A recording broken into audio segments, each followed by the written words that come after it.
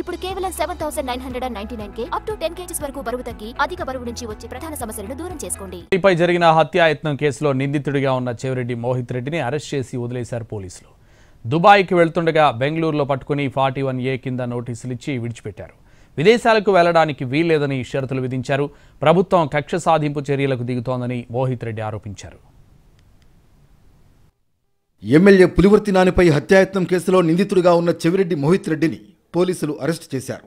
శనివారం రాత్రి దుబాయ్ వెళ్లబోతున్న ఆయనను బెంగళూరు విమానాశ్రయంలో నిలువరించారు. తిరుపతి డీఎస్పీ రవి మనోహరాచారి నేతృత్వంలో బృందం ఆయన్ను అదుపులోకి తీసుకుంది. అనంతరం మోహిత్ రెడ్డిని తిరుపతిలోని SVUPSకు తీసుకొచ్చారు.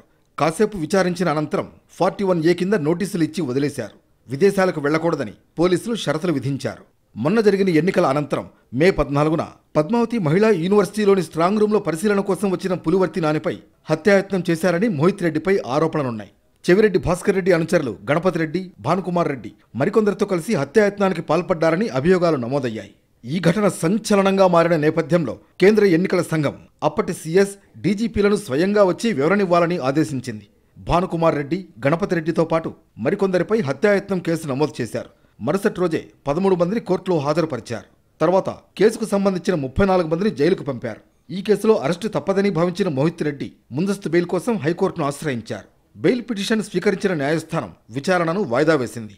ఈ నేపథ్యంలో చెవిరెడ్డి మోహిత్ రెడ్డిని బెంగళూరు నుంచి దుబాయ్ వెళుతుండగా పోలీసులు అదుపులోకి తీసుకుని విడిచిపెట్టారు. విదేశాలకు వెళ్లకూడదని షరతులు విధించారు. ప్రభుత్వం కక్ష సాధింపు చర్యలకు దిగుతోందని, కావాలని కేసుల్లో ఇరికిస్తున్నారని మోహిత్ రెడ్డి ఆరోపించారు.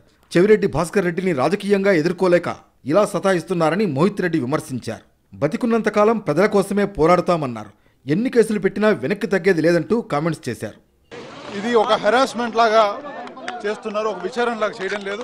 50 రోజులు నాకు సంబంధం లేనప్పుడు 51వ రోజు నాకు ఏ విధంగా సంబంధం ఉంటుందని చెప్పి మీ అందరూ కూడా తెలియజేస్తున్నాను. ప్రభుత్వం వచ్చిన 52 రోజుల తర్వాత నన్ను ముద్దాయిగా చేర్చారు.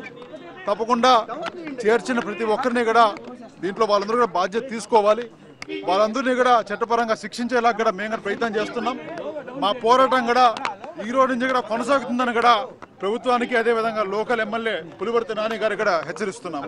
మోహిత్ రెడ్డి అరెస్టు నిరసిస్తూ తిరుపతి యూనివర్సిటీ పోలీస్ స్టేషన్ ఎదుట బైఠాయించారు మాజీ ఎమ్మెల్యే చెవిరెడ్డి భాస్కర్ రెడ్డి. అక్రమంగా పెట్టిన కేసులపై న్యాయస్థానంలో పోరాడతామన్నారు. పులివర్తి నానికి ఒక్క గాయం కాలేదని, ఆయన కారుపై దాడి జరిగిన దాంట్లోనూ మోహిత్ రెడ్డి ప్రమేయం లేదన్నారు. కక్షపూరితంగా తన కొడుకుపై కేసు పెట్టారని ఆరోపించారు.